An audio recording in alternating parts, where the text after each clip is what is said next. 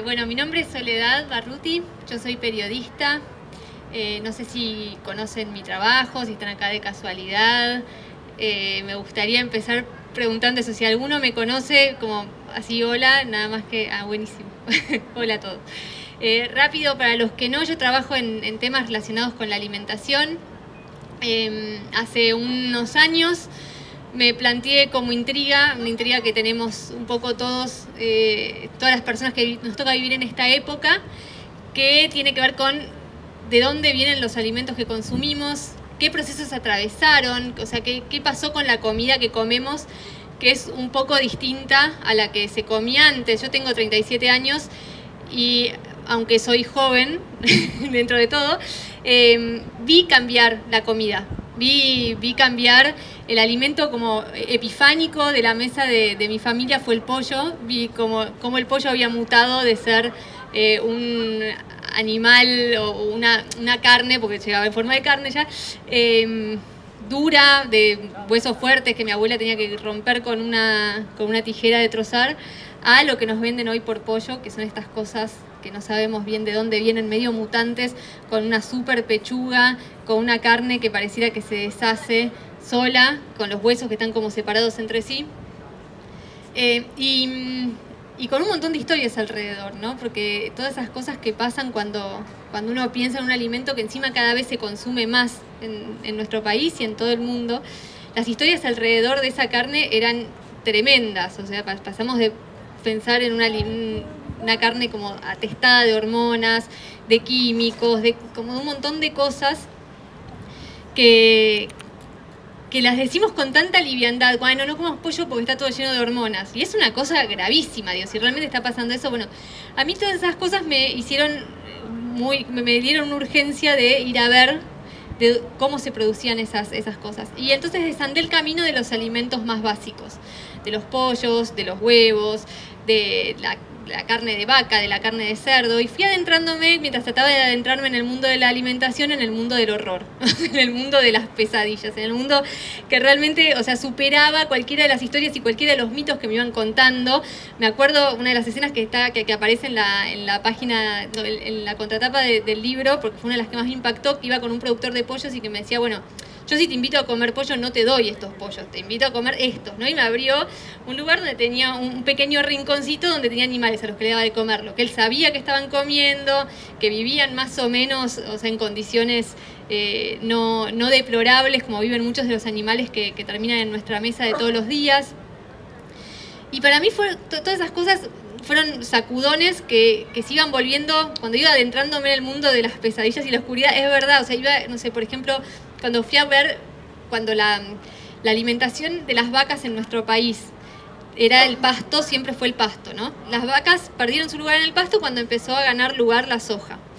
Y se las empezaron a hacinar y a encerrar en corrales de engorde, en donde terminaron comiendo cosas que las vacas naturalmente no comen, como pellets de soja y maíz.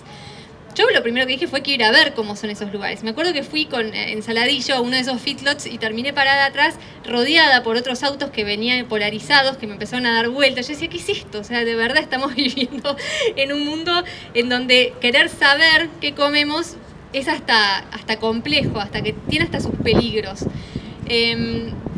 Y bueno, y eso no está bien y no es normal y no deberíamos naturalizarlo. Empecé a ver también que había otras posibilidades, ¿no?, alrededor de nuestra comida, que esos mismos alimentos se podían producir de otra manera y que la clave estaba en una palabra que fue perdiendo nuestra producción a medida que se fue alejando nuestra mirada, que tiene que ver con la escala humana y con la humanidad alrededor de los procesos alimentarios. Cuando hay una, no sé, agricultura familiar, hay una familia produciendo alimentos en un determinado lugar, conoce esas dinámicas, intenta que toda su familia participe, intenta que eso no sea nocivo para su familia también, porque si es peligroso para su familia termina siendo tener una especie de bomba que late en la casa. Es muy distinto estar como integrado a un esquema de negocio que es ser el negocio, que tener un negocio, que tener una pequeña empresa.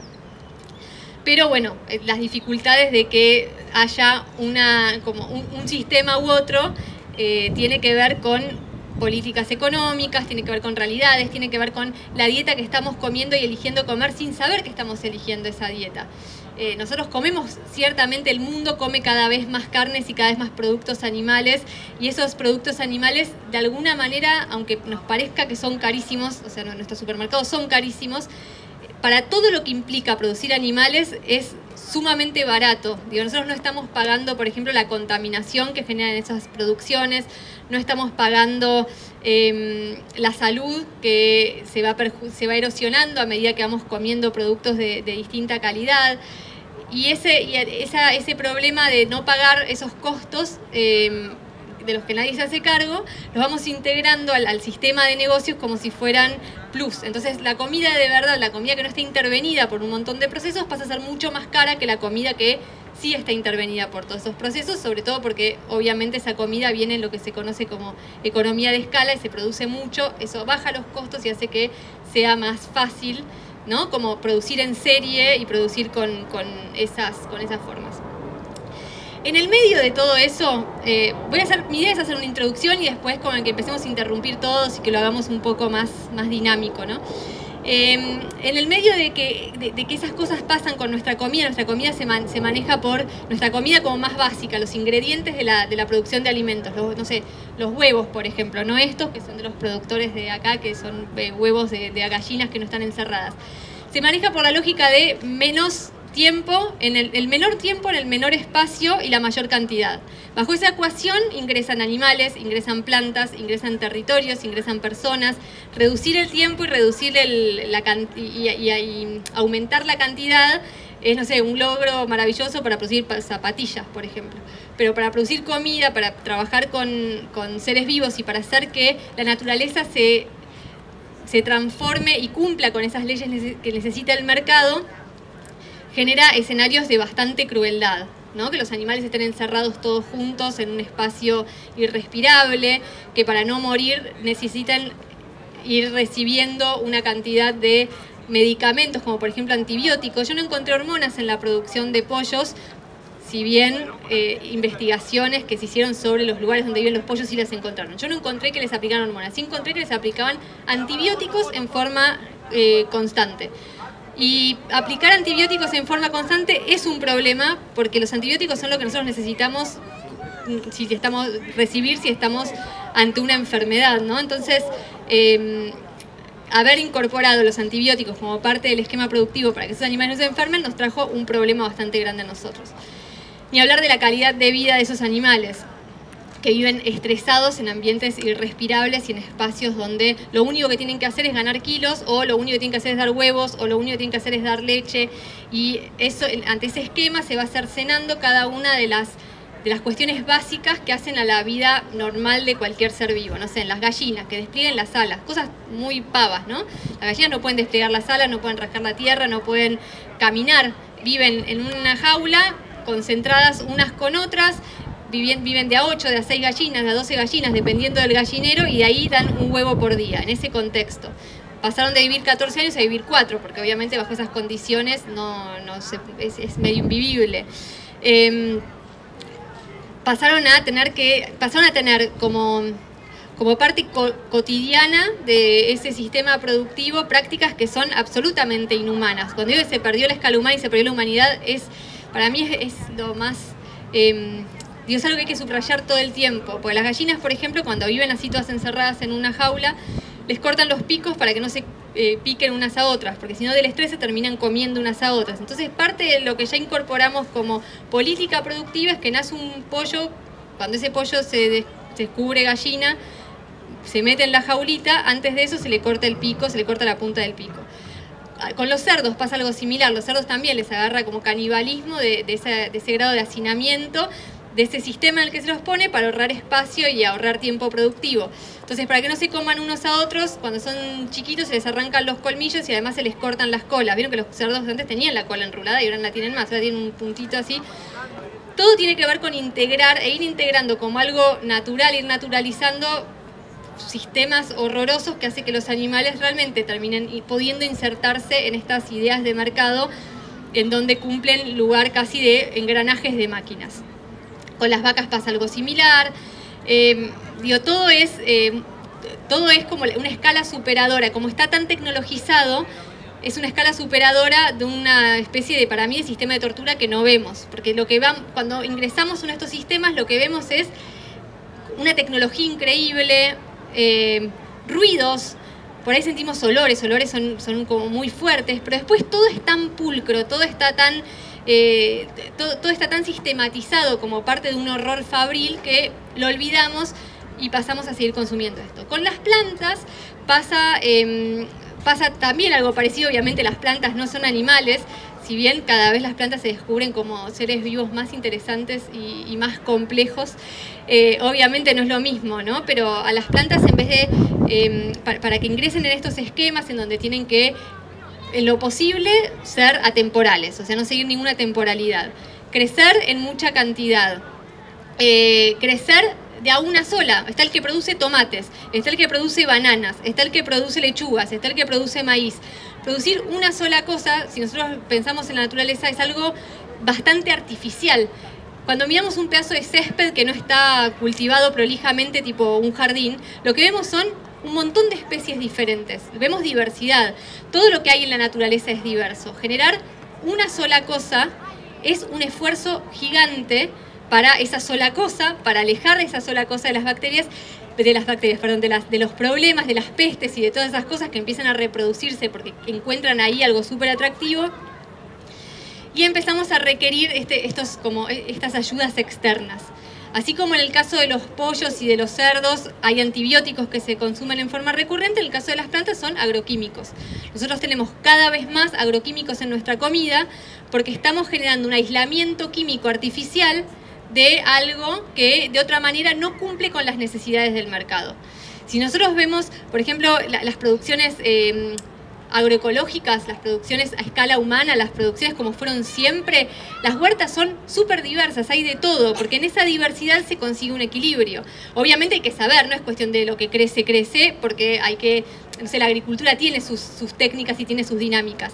Ahora, dentro de la observación de la naturaleza y dentro de esas técnicas y dentro de esas dinámicas que se pueden crear y que se pueden ayudar y que se pueden acompañar, existen sistemas que no requieren de agroquímicos, sino requieren de este aislamiento en el que después terminamos recibiendo nosotros ese veneno con el que quisimos hacer que la naturaleza se contuviera, ¿no? Es una idea que por ahí los laboratorios donde son creadas estas cosas funciona bien, se le aplica tanta cantidad de plaguicidas, se cierra el espacio y eso respeta las leyes del mercado.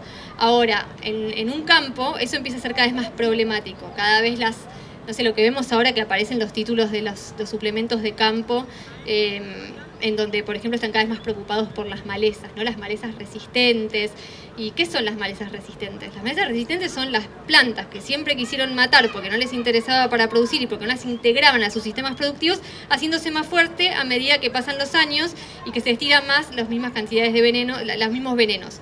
Se tiran más cantidad, se tiran menos más fuerte, se pretende que la naturaleza se quede quieta y no responda a sus reglas básicas, que es ir evolucionando e intentar sobrevivir, y así estamos cada vez más envenenados. Estamos en un país muy envenenado. Es domingo y es un garrón decir esto, pero antes de hablar un poco de otras cosas, me parece importante que todos se lleven eso.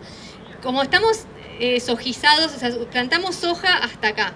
El 60% de nuestras tierras cultivadas están ocupadas por una sola variedad de plantas, por una sola planta. El aislamiento que hay que generar para eso es enorme. Si antes se usaban 3 kilos de glifosato para matar todas las plantas de alrededor, ahora se usan 15.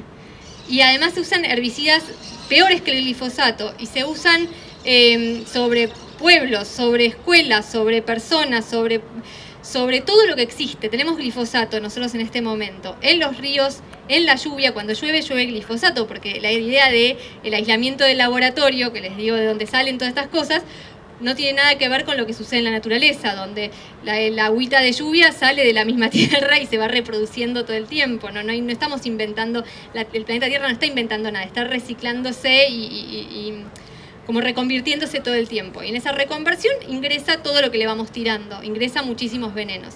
Entonces tenemos en el agua de lluvia, tenemos en la sangre de las personas que se van a analizar.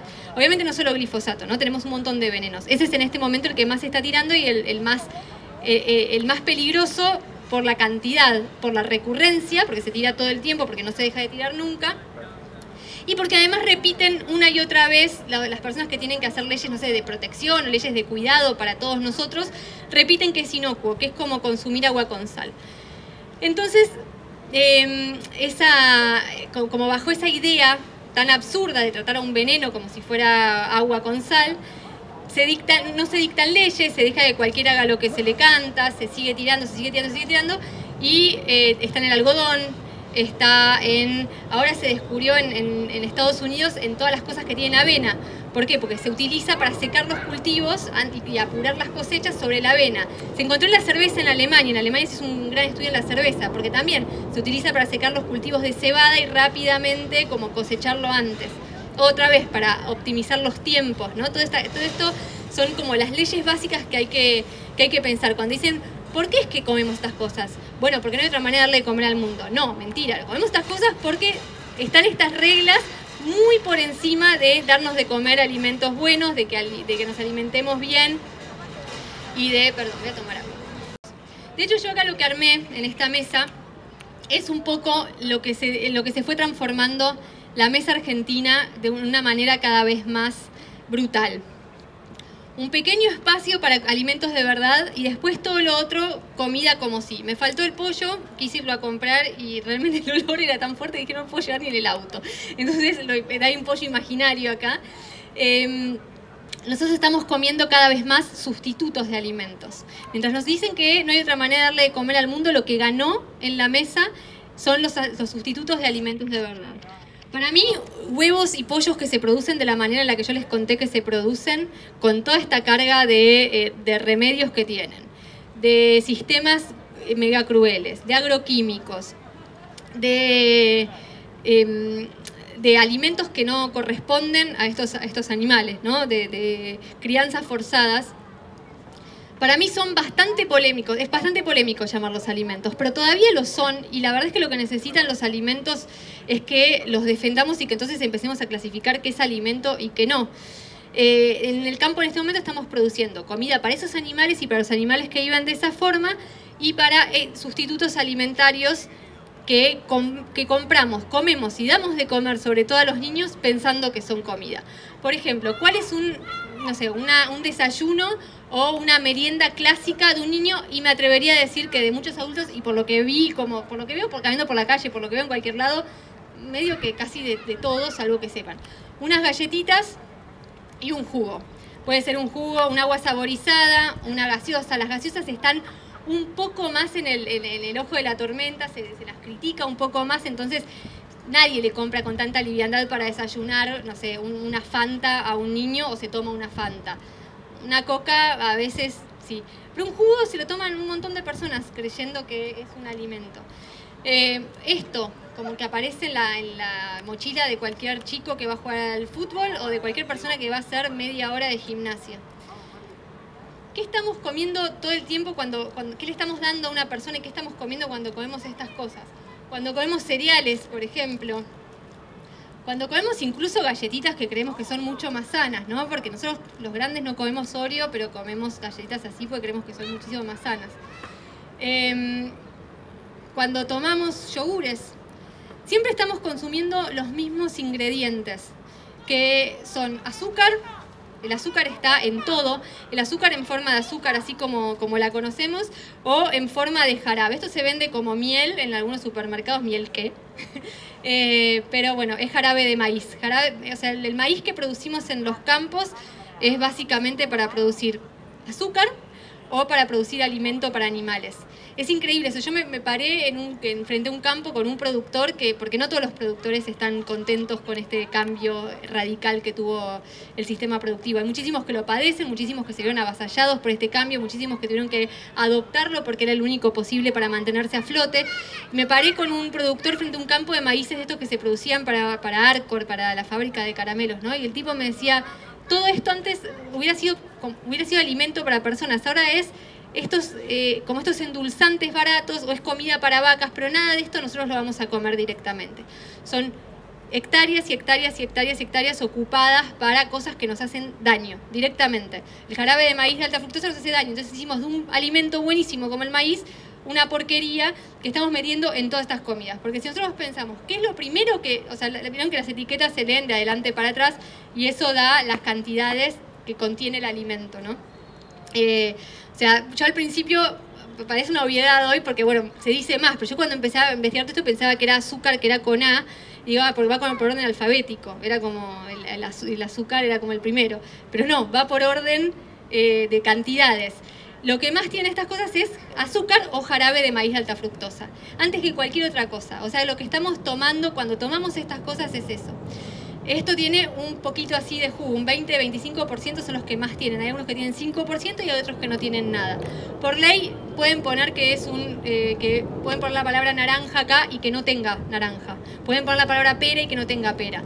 También esa es otra de las cosas que se dicen, ¿no? Que, bueno, son alimentos permitidos, entonces mal no nos hacen. No, que esté permitido no significa que mal no nos vaya a hacer. Tampoco que esté recomendado por algunos nutricionistas o algunos médicos significa que mal no nos va a hacer.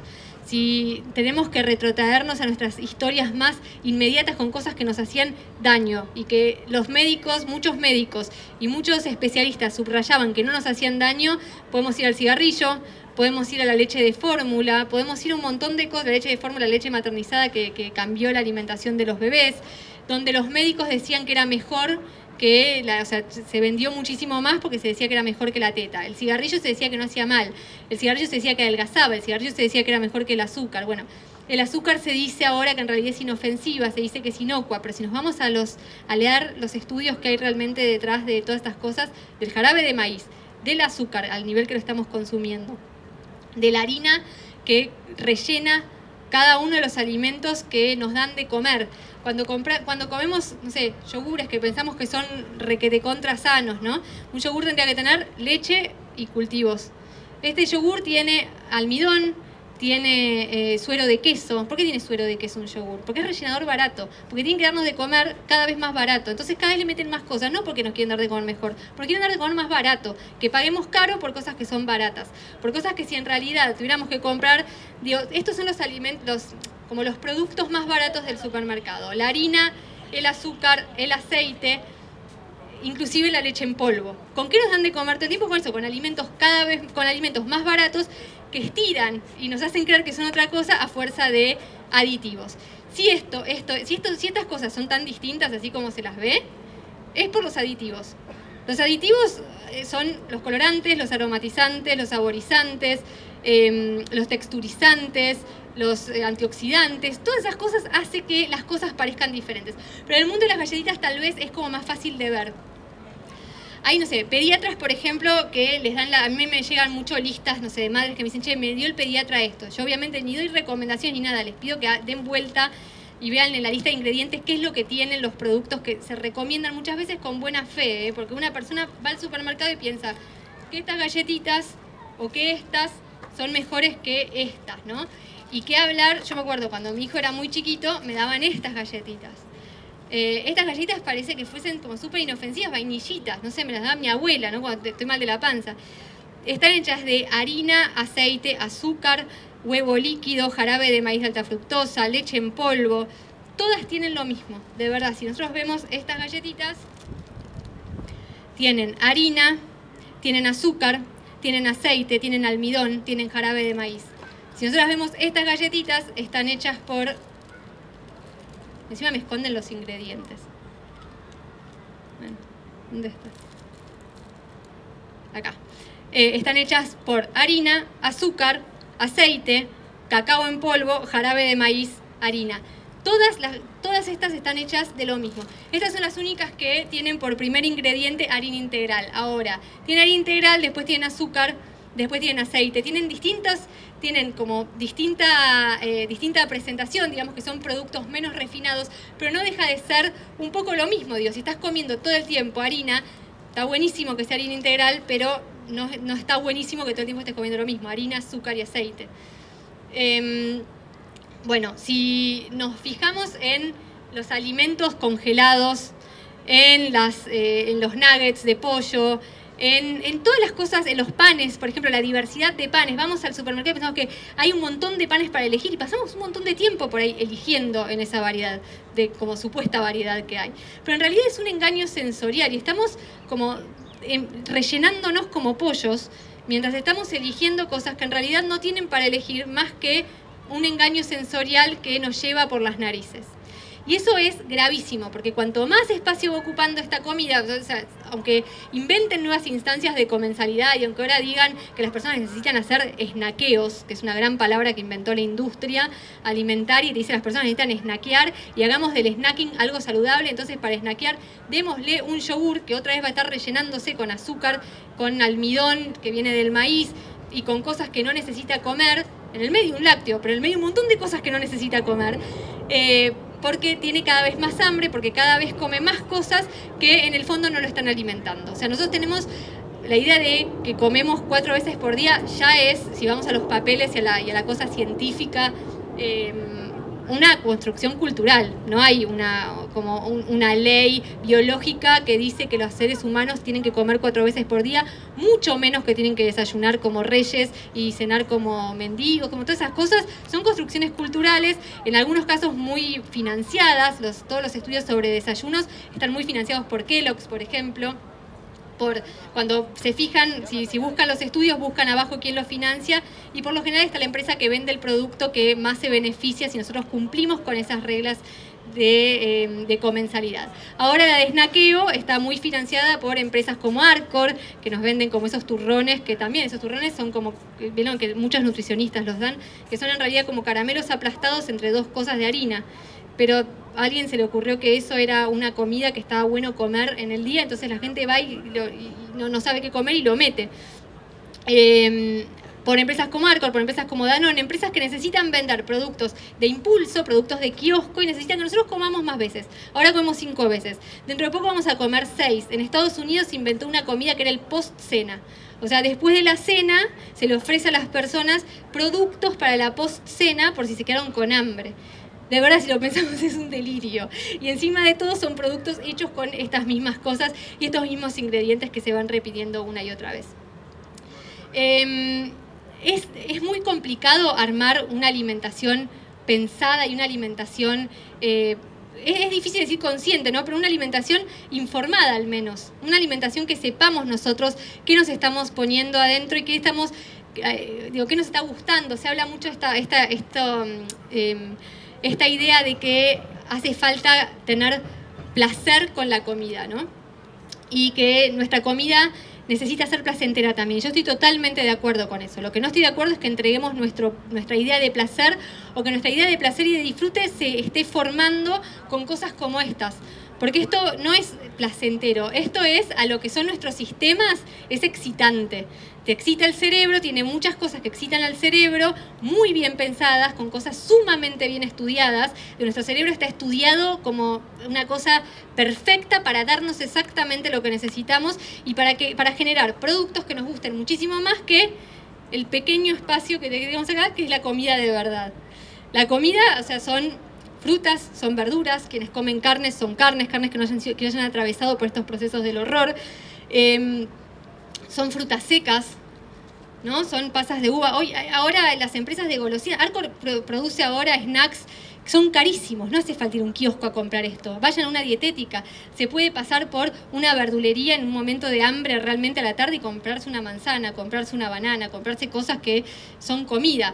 Decimos, bueno, está lleno de agroquímicos, ¿no? Yo soy la primera que digo, si no son agroecológicos, tenemos este problema de los agroquímicos. Ahora, ¿se piensan que todo esto está hecho por cosas que son orgánicas? No. Todo esto tiene, además de los agroquímicos, el problema de que no son comida. Entonces, lo que tenemos que hacer es, bueno, ir tratando de hacer elecciones cada vez más inteligentes dentro de las posibilidades que nos deja el mundo hoy. El mundo hoy nos da como posibilidad que hay verdulerías cerca que no venden productos caros, que venden productos saciantes y que venden productos que todavía necesitamos comer para estar bien. Hay dietéticas que venden frutas secas, que venden cosas que podemos hacer que pueden hacer de nuestra alimentación, no sé, del hambre repentino, algo más, de verdad, algo más sano. Algo más sano en todo sentido, porque cuando hablamos de salud, yo no hablo de salud como un médico hablaría de salud, yo hablo de verdad como de salud, de reconstrucción de los lazos humanos que existen en el planeta.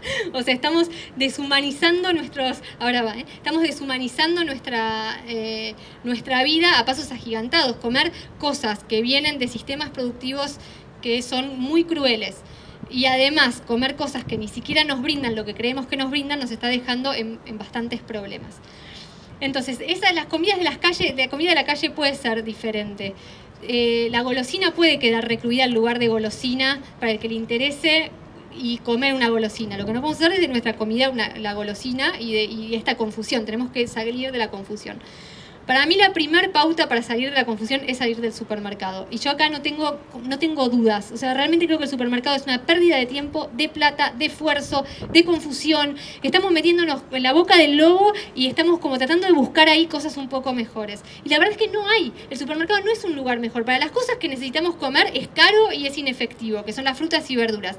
El supermercado no puede tener cosas perecederas porque se le pudren y porque necesita que las personas no anden eligiendo. Entonces, ¿qué busca? Tomates todos iguales, tomates que no se rompan, tomates que no se maduren rápidamente. Por eso, por ejemplo, en nuestro país hay una gran variedad de tomates, que es el tomate platense, que se reproduce un montón acá nomás, y en los supermercados no tiene lugar el tomate platense, salvo en los rinconcitos orgánicos de algunos, no sé, Jumbo tiene su partecita orgánica y ahí mete algunos, pero si no, no están, porque son difíciles de vender en esos espacios. Las cosas entran con camiones como a un depósito en donde hace falta como fumigar para que no haya ratas y para que los paquetes no se rompan, pero lo que hay que cuidar es que no se abollen estos paquetes, no un tomate. Esto entra en cajas y esto tiene un lugar como pensado dentro de este sistema. Si queremos conseguir lechugas en el supermercado, seguramente van a estar más viejas, más tristes, más mustias.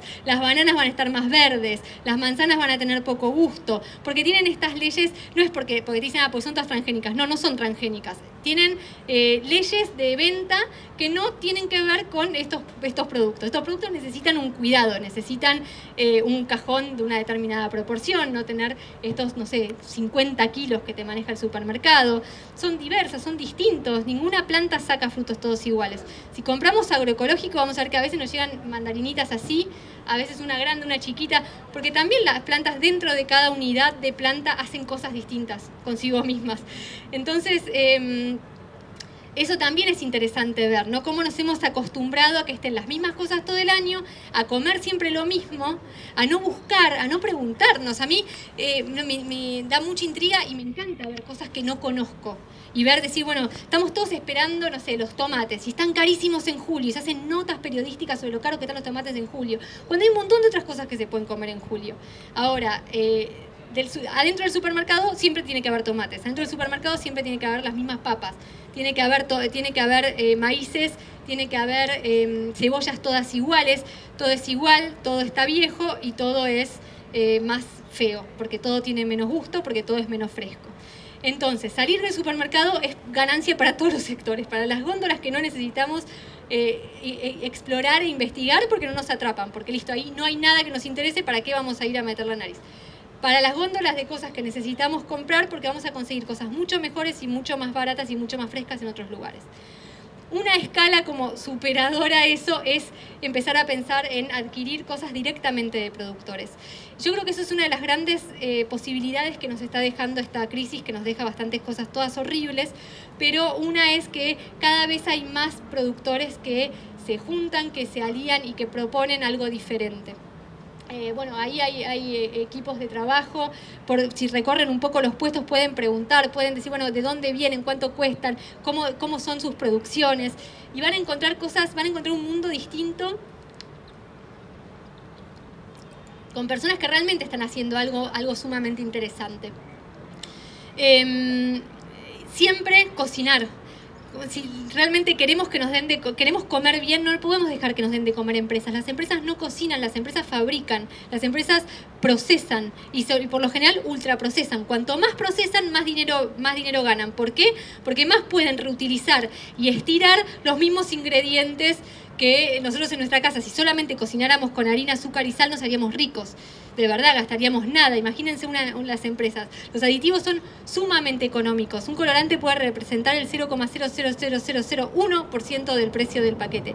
O sea, para hacer la diferencia entre esto y esto, la empresa gastó nada. Nosotros si queremos hacer una torta de chocolate o una torta de banana, tenemos que cambiar radicalmente los ingredientes.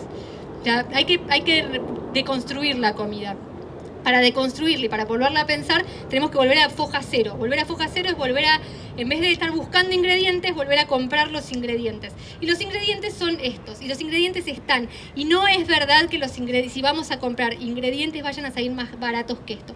Sí, por supuesto, hay personas en situación de indigencia y hay personas en situación de inseguridad alimentaria profunda, y en esos casos es muy difícil plantear tal vez alternativas alimentarias, porque bueno, solamente pueden comer fideos y arroz y harina, ¿no? Las dietas de grandes carbohidratos que come hoy nuestra sociedad. Ahora, las personas que todavía están yendo al supermercado deberían salir de ahí y empezar a comprar de otra manera. Y mismo las personas en situación de inseguridad y vulnerabilidad total alimentaria están haciendo cambios maravillosos, como por ejemplo empezaron a hacer huertas, se están viendo cada vez más huertas en los barrios, cada vez hay más proyectos en donde se acercan las mismas personas que llegaron a nuestro país, los mismos migrantes que llegaron a nuestro país a trabajar pensando en trabajos urbanos, se están encontrando hoy en día con que los mejores trabajos que pueden encontrar son reconciliarse con sus raíces campesinas, las mismas que los expulsó de nuestras provincias, o sea, del norte, del medio del país, y que las trajo a todas a hacinarse a Buenos Aires o a Rosario y Córdoba. Volver a reencontrarse con esas raíces y volver a producir alimentos. Y también, obviamente, las personas de países limítrofes, de Bolivia, de Perú, son países en donde se producen alimentos de una manera increíble y están haciendo hoy en día en los mismos asentamientos, en los barrios periféricos, en las villas, están haciendo huertas y están trayendo semillas y están trayendo posibilidades de alimentación muy buena, muy como mucho más diversa, mucho más rica y culturalmente mucho más afín y biológicamente mucho más afín a lo que necesitamos. Entonces es algo que está pasando y es algo que va a seguir pasando y es algo que yo los aliento a buscar, porque muchas veces es más el miedo a pensar que no se puede y muchas veces es más el miedo a decir, bueno, yo sin esto no puedo vivir, bueno, en realidad no hace mal, un poquito no hace mal, y estamos viviendo, alimentándonos de un miedo o de un miedo al cambio, de una imposibilidad al cambio, que también está muy fuertemente publicitada y que responde a los mismos intereses de los que nos quieren hacer comer estas cosas. Entonces, yo diría como cerrar las puertas de los lugares en donde no conseguimos cosas buenas, abrirlas de las que sí, empezar a juntarse otra vez a comer, a cocinar, a comer cosas que hacen bien y volver a hermanarnos con la comida de una manera sin miedo, pero real. No sin miedo porque hacemos oídos sordos a las cosas. Una vez una nutricionista de estas famosas me dijo, ay, le das miedo a la gente. No, miedo le da a la realidad. Y no acercarse a la realidad nos está enfermando. Entonces, por no tener miedo, nos estamos enfermando. Y es mucho peor, me parece. Y estamos rematando nuestras tierras para que las ocupen los productores de toda esta porquería que no nos hace bien. Así que los animo a salir y los animo a dar su revolución posible dentro de cada una de sus casas y dentro de cada uno de sus barrios, de sus comunidades, a ir a las escuelas de sus hijos y a decir en las escuelas de sus hijos, por favor no les den más jugos en polvo como desayuno o como parte de la alimentación de todos los días, porque realmente no está bien que ningún chico coma esto. Júntense con otros padres. Muchas veces el no está mucho más adentro nuestro que lo que está afuera. Y hoy es un buen momento siempre para todos, para cambiar y para generar cosas buenas. Las crisis, si algo sirven, pueden servir para eso. No sé, por lo menos. Bueno, gracias y ahora los animo a que hagan preguntas, lo que quieran, y así charlamos entre todos.